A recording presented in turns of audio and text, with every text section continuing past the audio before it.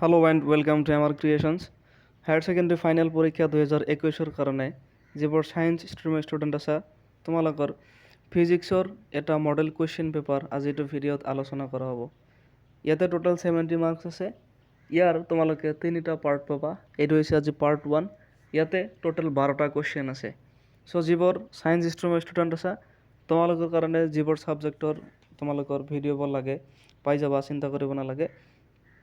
চ' আজি ফিজিক্সৰ model question paper part 1 আলোচনা কৰিব তোমালোকৰ ৰাকিব ছাৰে। চ' মই ছাৰক দিছোঁ, এতিয়া ছাৰে তোমালোকক বস্তুখিনি পঢ়ি বুজাই দিব। চ' তোমালোকে ভিডিঅ'টো লাষ্টলৈকে চাবা।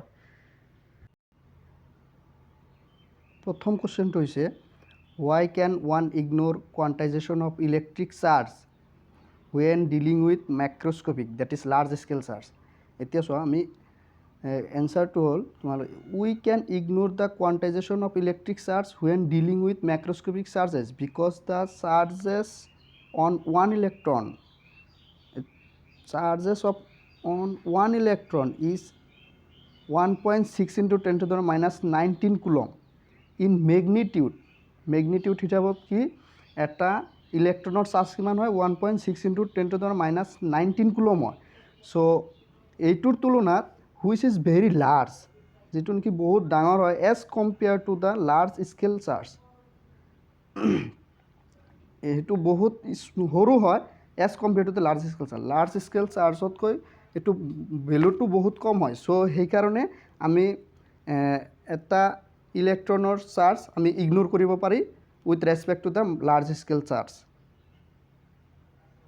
ছেকেণ্ড কুৱেশ্যনটো হৈছে what should be resistance of an ideal ammeter. Ideal ইমিটাৰৰ ৰেজিষ্টেঞ্চ কিমান? এইটো 0 ওম। এক নম্বৰৰ কুৱেশ্যন হয় 0 ওম। 0 ওম ৰেজিষ্টেঞ্চ কাৰ? আইডিয়েল ইমিটাৰৰ ৰেজিষ্টেঞ্চ। আইডিয়েল ইমিটাৰৰ ৰেজিষ্টেঞ্চ 0 ওম। আৰু 3 নম্বৰ কুৱেশ্যনটো হৈছে write the S I units of magnetic permeability. Magnetic পাৰমিবিলিটিৰ এছ আই ইউনিটছ হ'ল তোমাৰ মিউ নট হ'ল তোমাৰ চিহ্ন যিটো বুলি কয়, আৰু এইটোৰ একক হ'ল KG metre per second square per ampere square. আৰু চিজিয়াছ ইউনিট যদি কয় তেতিয়াহ'লে mu not equal to 1। Magnetic পাৰমিবিলিটিৰ চিজিয়াছ ইউনিট 1। আৰু 4 নম্বৰ কুৱেশ্যনটো হৈছে magnetic what are the dimensions of 1/√LC where L is the self inductance of a coil and C is the capacity of a capacitor. So dimension সুধিছে 1/√LC। √LC মানে তোমাৰ 1/√LC মানে কি? এইটো ফাৰ্ষ্টত তুমি ভাবিব লাগিব এইটো ৰেজনেণ্ট ফ্ৰিকুৱেঞ্চি হৈছে, angular frequency. Resonance angular frequency আছে, তাৰে পৰা আহিছে। চ' এংগুলাৰ ফ্ৰিকুৱেঞ্চিৰ একো কি? Second inverse. ফ্ৰিকুৱেঞ্চিৰ ডাইমেনশ্যন হ'ল ছেকেণ্ড ইনভাৰ্ছ। এইটো মানে হ'ল তোমাৰ angular frequency, resonance angular frequency. So' dimension হ'ব M0 L0 T0 inverse. Dimension M0 L0 T0 inverse. আৰু এতিয়া আহিছোঁ ফিফ্থ কুৱেশ্যন। ফিফ্থ কুৱেশ্যনটো আছে name the EMW of frequency, electromagnetic frequency সুধিছে ৰেঞ্জ 1 GHz to 300 GHz। 1 GHzৰ পৰা 300 GHzৰ ভিতৰত যিটো ইলেক্ট্ৰমেগনেটিক ৱেভ আছে তাৰ ফ্ৰিকুৱেঞ্চি কিমান, বা সেই ফ্ৰিকুৱেঞ্চি কিমান আৰু সেইটোৰ নাম কি? একচুৱেলি নেম পুছিছে, নেমটো সুধিছে। চ' এইটোৰ নাম হৈছে তোমাৰ মাইক্ৰ'ৱেভ। এইটো ক'ত পাবা তুমি? এইটো মাইক্ৰ'ৱেভটো যিটো 1 GHzৰ পৰা 300 GHzৰ ৰেঞ্জত থকা ফ্ৰিকুৱেঞ্চিবিলাক মাইক্ৰ'ৱেভ বুলি কয়। মাইক্ৰ'ৱেভ বুলি কয়। 1 × 10⁹ GHz মানে 10⁹ ইনটু 2 3 × 10⁻11 GHz। এইটো ৰেঞ্জ আমি যিটো স্পেক্ট্ৰামৰ পৰা পাম, স্পেক্ট্ৰামৰ পৰা পাম। স্পেক্ট্ৰামৰ ৰেঞ্জবিলাক ইয়াতেও লিখি দিয়া হৈছে। চোৱা 10⁻0 to 10⁸ radio waves, 10 to the power 8 to 10 to the power 12 microwave, 10 to the power 12 to 10 to the power 14 infrared wave, 10 to the power 14 to 10 to the power 15 infrared wave, 10 to the power 15 to তোমাৰ visible raise পৰে, যেনেকৈ আমি ভিজিঅ'ৰ যিটো তাতে 10 to the power 15 পাই যাম। 10 to the power 15 to 10 to the power 17 UV ৰেছৰ ভিতৰত পৰে, 10 to the power 17 to 10 to the power 19 x race, 10 to the power 19 to 10 to the power 24 gamma ৰেছৰ ভিতৰত পৰে। এতিয়া আমি question number 6 question number 6, a point charge is located at a position in space, what will be the sphere shape of equipotential surfaces? equipotential surface কিমান হ'ব? যদি এটা point charge স্পেচত ৰখা হয় তেতিয়া ইকুইপটেনচিয়েল সাৰফেচৰ শ্বেপটো কি হ'ব সেইটো সুধিছে। চ' শ্বেপটো হ'ব তোমাৰ যিহেতু ইকুইপটেনচিয়েল সাৰফেচ মানে কি, এটা কেভিটিত পটেনচিয়েল যিটো সাৰফেচ, পটেনচিয়েলৰ সাৰফেচটো সদায় সমান থাকিব। চ' এইটো কনচেন্ট্ৰিক স্পেৰিকেল শেল হ'ব, concentric spherical shells, concentric spherical shape. Question number 7, question number 7টো বহুত ইম্পৰ্টেণ্ট হয়, এইটো তোমাৰ এইচএছ ছেকেণ্ড ইয়াৰৰ যি তোমালোকৰ যি কুৱেশ্যন পেপাৰ আহিব ফাইনেল এক্সামত তাতে বহুত ইম্পৰ্টেণ্ট হয়। এইটো হৈছে calculate the first excitation energy of hydrogen atom, excitation energy of first excitation energy of hydrogen atom, hydrogen স্পেক্ট্ৰামৰ পৰা পাম। এইটো হ'ল তোমাৰ এনচাৰটো হ'ব 10.2 ইলেক্ট্ৰন ভল্ট। যদি 1 মাৰ্কৰ কাৰণে আহিছে তেতিয়াহ'লে তুমি 10.2 ইলেক্ট্ৰন ভল্ট লিখিবা। আৰু এইটো এনাৰ্জিটো কিয় লাগে? To promote the electron from its ground state to its first excitation state, from প্ৰথম ফাৰ্ষ্ট এক্সাইটেশ্যন এনাৰ্জি মানে তোমাৰ গ্ৰাউণ্ড ষ্টেটৰ পৰা ইলেক্ট্ৰনটো ফাৰ্ষ্ট এক্সাইটেশ্যন ষ্টেটৰ প্ৰথম অৱস্থাত যাব লাগিব। চ' এইটোৰ কাৰণে এনাৰ্জি কিমান হ'ব? 10.2 ইলেক্ট্ৰন ভল্ট। চ' এইটো কেনেকৈ কৰিম? এক্সপ্লেনেশ্যনত যদি আহে তোমাৰ 3 মাৰ্ক বা 2 মাৰ্ক বা 4 মাৰ্ক পৰ্যন্ত আহিব পাৰে এইটো কুৱেশ্যন। তো ফাৰ্ষ্ট এইটো কেনেকৈ কেলকুলেট কৰিছোঁ চাই লোৱা। Energy of ground state of hydrogen atom E1, excitation energy ground ষ্টেটৰ E1, এইটো আমাৰ এক্সাইটেশ্যন এনাৰ্জি ওলোৱাৰ এটা সূত্ৰ আছিল, is energy equal to -13.6 by n square, 13.6 EB by n square. So' প্ৰথম ষ্টেটৰ মানে প্ৰথম গ্ৰাউণ্ড লেভেলৰ হ'ল n = 1, n = 1 মানে এনাৰ্জি কিমান হ'ব? -13.6 বাই এন স্কুৱেৰ মানে 1 স্কুৱেৰ। চ' কেলকুলেট কৰিলে কিমান হ'ব তোমাৰ? -13.6 EB। আৰু সেইদৰে যদি গ্ৰাউণ্ড ষ্টেটৰ যদি -13.6 EB হয়, এতিয়া ফাৰ্ষ্ট এক্সাইটেশ্যন এনাৰ্জি মানে n = 2, আৰু গ্ৰাউণ্ড ষ্টেটৰ কাৰণে n = 1, n = 1 for ground state, n = 2 for first excitation state. So' E2 = -13.6 by n square, n square মানে 2 স্কুৱেৰ। So' -3.4 EB। আৰু there for first excitation energy of hydrogen atomic, প্ৰথম এক্সাইটেশ্যন energy ওলোৱাৰ কাৰণে কিমান? Second first excitation এনাৰ্জিৰ -E2 - E1, so' 13.6 by 6 - 3.4 EB কিমান হ'ব? 10.2 EB, 10.2 EB electron volt, 10.2 electron volt. এতিয়া চোৱা আৰু এটা বহুত ইম্পৰ্টেণ্ট কুৱেশ্যন হয়, 8 নম্বৰ কুৱেশ্যনটো।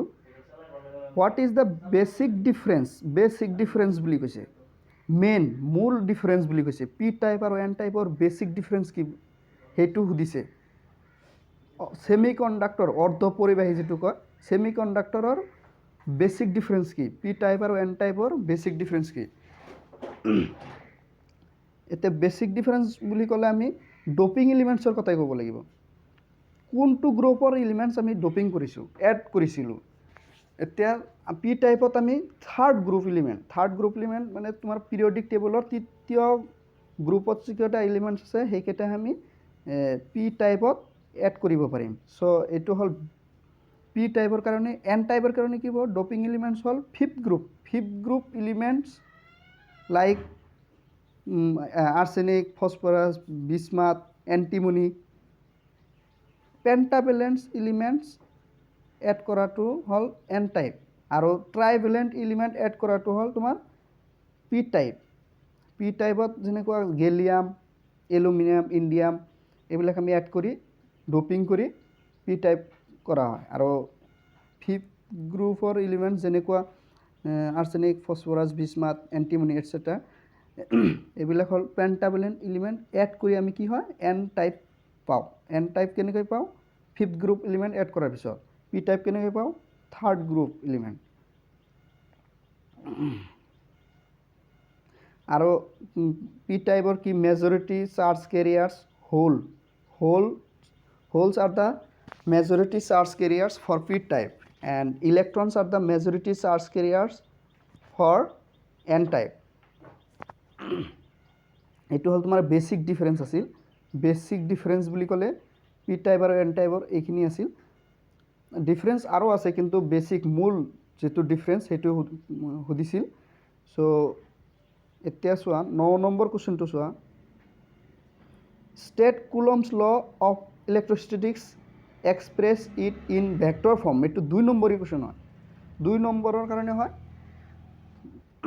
ভেক্টৰ কুলম্বস লটো ডিফাইন কৰিব লাগে কুলম্বস ল কি আছিল তোমাৰ ইনভাৰ্স স্কয়াৰ ল বুলি কয় ইনভাৰ্স স্কয়াৰ ল মানে কেনেকুৱা তোমাৰ এটা কোৱান্টিটি তোমাৰ ডাইৰেক্টলি প্ৰপোৰ্শনাল হ'ব আৰু এটা কোৱান্টিটি তোমাৰ ইনডাইৰেক্টলি প্ৰপোৰ্শনাল হ'ব সো যেনেকুৱা কৈছে আমাৰ ইনভাৰ্স স্কয়াৰ ল বুলি কৈছে হেতু so force directly proportional to charge 1 মানে তোমাৰ দুটা চাৰ্জ ল'ব লাগিব কুলম্বস ল কেৱল q1 আৰু q2 দুটা চাৰ্জ যেতিয়া সেপাৰেটেড হৈ আছে r ডিসটেন্স এটা কিবা এটা ডিসটেন্সত মানে সেপাৰেটেড হৈ আছে সো এই দুটা যেতিয়া ফোৰ্স লগাব q1 আৰু q2 ৰ যেটো ফোৰ্স হেতুক আমি কেনেকৈ ডিফাইন কৰিম হেতুক হল কুলম্বস ল এতিয়া f directly proportional to q1 directly proportional to q2 আৰু inversely proportional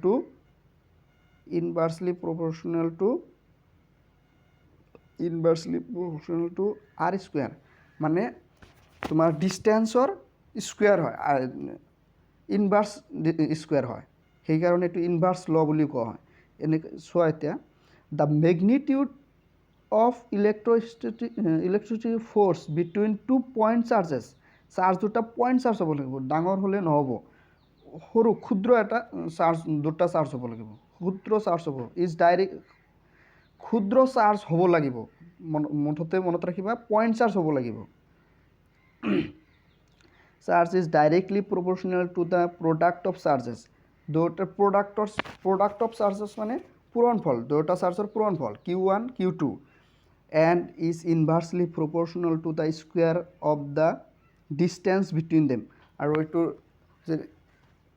আৰু ডিসটেন্সৰ ইনভাৰ্স হয় স্কয়াৰ হয় সো এই কাৰণে ডিফাইন কৰিব পৰা হৈছো এতিয়া কি এটো f directly proportional to q1 q2 by r square so এটো হল কুলম্বস ল আছিল আৰু এটো ভেক্টৰ ফৰ্মত হ'ব f equal to 1 by 4 pi epsilon naught epsilon r q1 q2 by r vector cube এতে r vector cube কি হল এতে যেহেতু ইউনিট ভেক্টর আছে সো ইউনিট ভেক্টর থাকার কারণে তোমার r vector by r square আছে r vector মানে কি আছে পজিশন অফ সোর্স চার্জ আর হল টেস্ট চার্জ দুই ধরনের একটা টেস্ট করা হয় আর একটা হল সোর্স যিটোৰ কাৰণে মানে যিটো টেষ্ট চাৰ্জটো হ'ল আমি নিউলি এড কৰিব লাগে আৰু টেষ্ট চ'ৰ্চ চাৰ্জ যিটো সেইটো অলৰেডি প্ৰেজেণ্ট থাকে। চ' টেষ্ট চাৰ্জটো যেতিয়া আমি চ'ৰ্চ চাৰ্জৰ ওচৰত আনিম তেতিয়া এটা ফ'ৰ্চ ক্ৰিয়েট হ'ব। সেই ফ'ৰ্চটো আমি কেনেকৈ ডিফাইন কৰিম? F directly proportional to Q1 Q2 by R square. এই গোটেই ফেনোমেননটো কোৱা কুলম্বছ ল, আৰু এইটোৰ ভেক্টৰ ফৰ্মত দেখিলোঁ আমি। আৰু কে মানে ইয়াতে কুলম্বছ কনষ্টেণ্ট, কে মানে কুলম্বছ কনষ্টেণ্ট 1/4πε0। এইটোৰ ভেলু হ'লে তোমাৰ 9 × 10⁹ newton metre square per coulomb square. এইটোৰ ভেলু ইয়াতে এপচাইলন0 হ'ল পাৰমিটিভিটি অফ ফ্ৰী স্পেচ, ইয়াৰ ভেলু হ'ল 8.85 × 10⁻12 coulomb square per newton per metre square. এতিয়া চোৱা আমি 10 নম্বৰ কুৱেশ্যনটোত আগবাঢ়িছোঁ। এইটো কৈছে what is the electrostatic shielding ESS, electrostatic shielding, how can it be achieved? আমি এইটো কেনেকৈ পাব পাৰিম? এতিয়া চোৱা ইলেক্ট্ৰষ্টেটিক শ্বিল্ডিং কি আছিল? ইয়াতে এনচাৰটো আছে external electric field in a conductor is E net equal to 0। এটা কণ্ডাক্টৰ লৈছোঁ ফাৰ্ষ্টত, কণ্ডাক্টৰ লৈ এইটো যিটো কণ্ডাক্টৰ আছে ইয়াতে চাৰ্জবিলাক ক'ত ক্ৰিয়েট হ'ব? ছাৰফেচত ক্ৰিয়েট হ'ব। চাৰ্জবিলাক ছাৰফেচত থাকিব। তো ছাৰফেচত যেতিয়া থাকিব তেতিয়া ইলেক্ট্ৰিক ফিল্ডটো ইনচাইড দ্য কণ্ডাক্টৰ 0, চাৰ্জো 0 হৈ থাকিব। এই দুটা কেছ। আৰু যদি আমি এটা চাৰ্জ কণ্ডাক্টৰ যদি লওঁ অথবা হলো কণ্ডাক্টৰ লওঁ, দুটা ক্ষেত্ৰতে একেই হ'ব। যিহেতু চাৰ্জ ভিতৰত কোনো কণ্ডাক্টৰ ভিতৰত নাথাকে, সদায় কি ছাৰফেচ এৰিয়াত থাকে। তো ছাৰফেচ এৰিয়াত থকাৰ কাৰণে কিউ ইকুৱেল টু 0 আৰু ইলেক্ট্ৰিক ফিল্ড কিউ মানে চাৰ্জ 0 আৰু ইলেক্ট্ৰিক ফিল্ডো 0 হয় ইনচাইড দ্য কণ্ডাক্টৰ, ভিতৰত, কণ্ডাক্টৰ এটাৰ ভিতৰত। আৰু ইলেক্ট্ৰষ্টেটিক শ্বিল্ডিং মানে কি কৈছে এইটো চোৱা এতিয়া। The phenomena of making a reason free from any electrostatic field. কোনো ধৰণৰ ইলেক্ট্ৰষ্টেটিক ফিল্ডৰ পৰা এটা ৰিজন, এটা কণ্ডাক্টৰৰ ৰিজন ফ্ৰী কৰাটোৱে হ'ল ইলেক্ট্ৰষ্টেটিক শ্বিল্ডিং। আৰু এই গোটেই ফেনোমিনানটো ইলেক্ট্ৰষ্টেটিক শ্বিল্ডিং বুলি কিয় কৈছে? মানে এটা পাৰ্ট, এটা ৰিজন, এটা এৰিয়া, এটা কণ্ডাক্টৰৰ এটা এৰিয়া, এটা ৰিজন, এটা পাৰ্ট কোনো ইলেক্ট্ৰষ্টেটিক ফিল্ডৰ পৰা যিটো ফ্ৰী কৰা হয় এইটো প্ৰচেছক কয় ইলেক্ট্ৰষ্টেটিক শ্বিল্ডিং। নাইবা এইটো চোৱা আৰু এটা ডেফিনেশ্যন ইয়াৰ আছে, to protect the surface from any electrostatic interaction. Electrostatic field or electrostatic interaction both are same. So এই মেইন কথাটো হ'ল তোমাৰ এটা কণ্ডাক্টৰৰ যিকোনো পাৰ্ট ইলেক্ট্ৰষ্টেটিক ফিল্ডৰ পৰা আঁতৰাই ৰখা, মানে ফ্ৰী ৰখাটো হ'ল ইলেক্ট্ৰষ্টেটিক শ্বিল্ডিং। আৰু এইটো আমি কেনেকৈ পাব পাৰিম? প্ৰথমে আমি এটা কণ্ডাক্টৰ ল'ব লাগিব, সেইটো হলো হওক অথবা চলিড হওক, কোনো কথা নাই। তোমাৰ চাৰ্জবিলাকতো এনেও ছাৰফেচ এৰিয়াৰ বাহিৰতে থাকে। ছাৰফেচ এৰিয়াৰ বাহিৰত যিহেতু থাকে, inside the conductor or cavity charge equal to 0, electric field equal to 0। So' দুটা 0 যিহেতু হয় তেতিয়া তোমাৰ কি হ'ব? সেই ৰিজনটো, সেই এৰিয়াটো মানে ইনচাইড দ্য কণ্ডাক্টৰ ইনচাইডটো ফ্ৰী হৈ গ'ল না নাই? ইলেক্ট্ৰষ্টেটিক ফিল্ডৰ পৰা ফ্ৰী হোৱাটোৱে আমি ইলেক্ট্ৰষ্টেটিক শ্বিল্ডিং বুলি কৈছে। আৰু এই কেভিটি এই প্ৰচেছটো যেনেকৈ আমি আগবাঢ়ি লৈ যাম সেইটো সেনেকৈ আমি ইলেক্ট্ৰষ্টেটিক শ্বিল্ডিংটো পাব পাৰিম। যেনেকৈ ইলেক্ট্ৰষ্টেটিক শ্বিল্ডিংটো ক'ত ব্যৱহাৰ কৰা হয়? কোএক্সিয়েল কেবলত। এতিয়া চোৱা question number 11, calculate the electric field due to an infinite plane sheet of charge applying Gauss theorem. ইয়াতে কি কৰিব দিছে ক্যালকুলেট কৰিব দিছে মানে expression of electric field due to an infinite plane sheet infinite plane sheet মানে তোমাৰ য'ত নেকি চাৰ্জ থাকিব ইনফাইনাইট পৰ্যন্ত তোমাৰ বহুত দীঘলীয়া शीट যেনেকৈ প্লেন शीट ল'ব লাগিব সো এটো কেনেকৈ ডিৰাইভ কৰিম চোৱা এতে ডায়াগ্ৰামটো আছে এটা প্লেন शीट লৈছো প্লেন शीट যেটো লৈছো ইয়াৰ ভিতৰৰ বাহিৰৰ ফালে আছে ইলেক্ট্ৰিক ফিল্ড আৰু ভিতৰৰ ফালে যেটো আছে ইলেক্ট্ৰিক ফিল্ড এতে দুটা ডাইৰেকশনত ইলেক্ট্ৰিক ফিল্ড আছে আৰু দুটা ডাইৰেকশনতে আমাৰ এটা সৰু সৰু আমি এটা ডিসটেন্স লৈ লৈছো আৰু সাৰফেস এৰিয়া প্ৰথম সাৰফেস এৰিয়া এটো সাৰফেস এৰিয়া প্ৰথম সাৰফেস এৰিয়া সেকেন্ড আছে তোমাৰ ইনসাইড দা প্লেন शीट আৰু থাৰ্ডটো আছে বাহিৰৰ ভিতৰৰ ফালে গৈছে আৰু বাহিৰৰ ফালে যেটো আছে S1 এতে so S1 S2 and S3 আর গস সারফেস বুলি কৈছে S1 S2 S3 Gauss surface from Gauss law কি কয় phi equal to integration of E dot ds plus surface area প্রথম surface area to surface area 3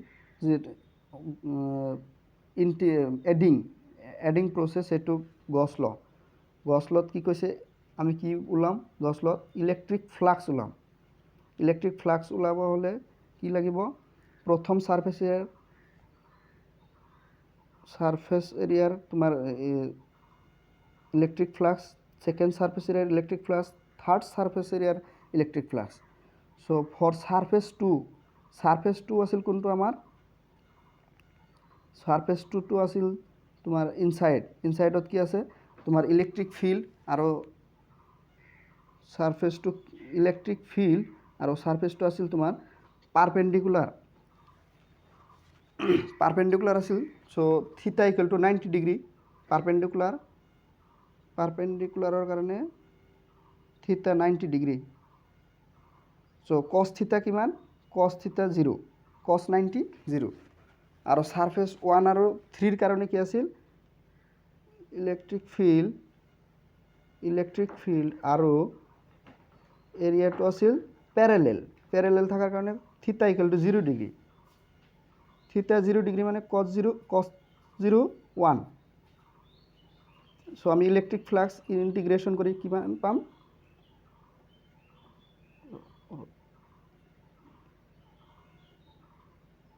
electric flux পাই যাম তোমার E equal to Q by 2 epsilon not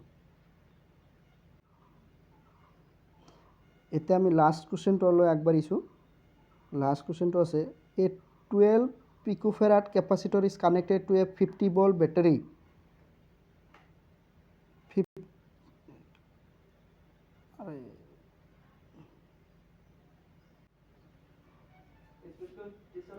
how much electrostatic energy is stored in the capacitor electrostatic energy কারণে formula hall E equal to half cv² তো capacitor দিয়ে আছে 12 picofarad 12 picofarad মানে 12 into 10 to the power -12